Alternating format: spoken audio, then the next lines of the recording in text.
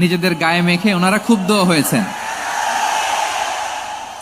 প্রিয় ভাইয়েরা, আমি বলেছিলাম যে একদল খেয়ে গিয়েছে, আরেক দল খাওয়ার জন্য রেডি হয়ে আছে। তো এখানে কি আমি কোনো দলের নাম বলেছি?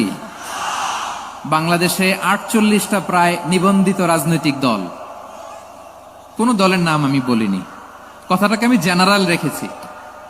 দায়ীদের বৈশিষ্ট্যই এটা, দায়ীরা জেনারেলি কথা বলে, যার যেই মেসেজ নেয়ার তারা সেখান থেকে নিয়ে নেয়।